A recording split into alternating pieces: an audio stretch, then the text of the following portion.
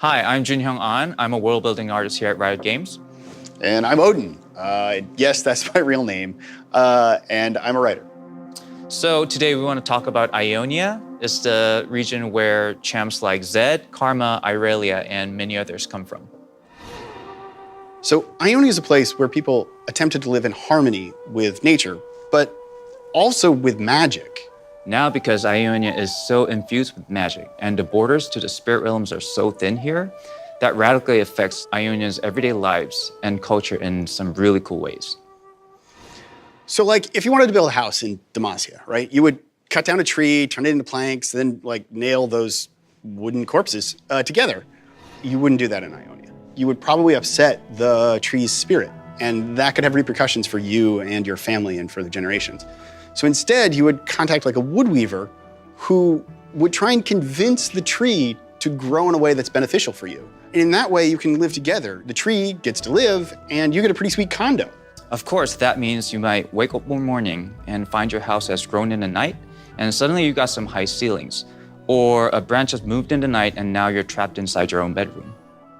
So because of natural magic, Ionians have a totally different relationship with permanence and their surroundings than other places. For example, there's these rivers of grass in central Ionia that flow and move with the tides of magic. And there's these people called land fishers who can collect all the grains and fruits that are the result of these sort of magical tides if they're in tune with that magic.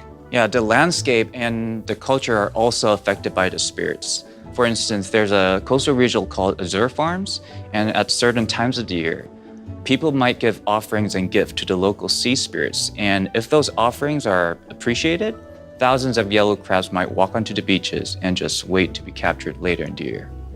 Magic in Ionia can also affect you in smaller ways. So if you were in a city at a market and you bought a sun apple, you discover that that fruit can warm you and can even tan your entire body just as soon as you bite into it.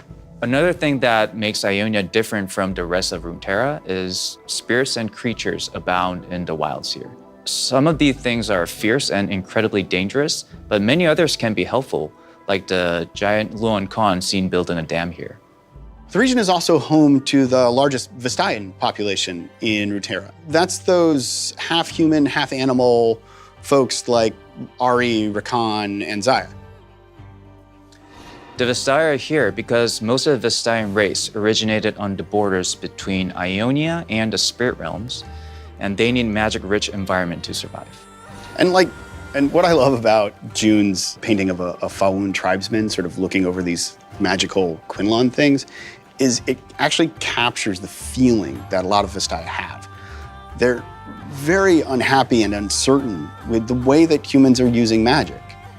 Of course, the humans have good reasons for this. The world is changing, and the Noxus Empire invaded.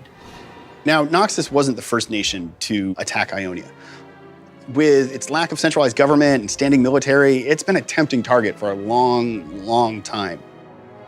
But the people of Ionia have been able to stay disorganized and not meet violence with violence because the land itself always proved dangerous to invaders, sweeping supplies away in sudden storms or scattered enemy troops in its dense, soul-altering forests. But the Noxians weren't like their other foes. Noxians solve problems brutally. So when the land turned out to be a problem, they hired this Zonite chemist to make chem bombs. And they just started wiping out huge areas of the land, causing mass extinction of creatures and killing a lot of innocent civilians. When the Noxian did this, a few people in Ionia decided they were no longer happy just being defensive. They start using magic offensively and fighting back. And then at the bridges at the Placidium of Navori, in what would become one of the most defining battles of the war, a 14-year-old mage dancer named Aurelia nearly wiped out all of the enemy high command. Her heroism inspired the nation to take action. The Ionians managed to drive the Noxians almost completely out of their nation.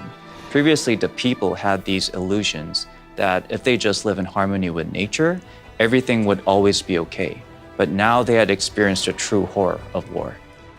So this means Ionia is at a turning point, and the divisions within that nation are pulling against one another. On the one side, there's traditionalists like Karma and Shen and the Kinku Order. And on the other side, there's radicals like Zed and the Navori Brotherhood. Actually, we're not going to go into that right now. Yeah, we'll have more stuff coming that'll delve deeper into those factions, the Vistaya, and what has been going on in Ionia since the war. Thank you so much for watching. Oh, and for more info and art, be sure to check out the universe. Thanks.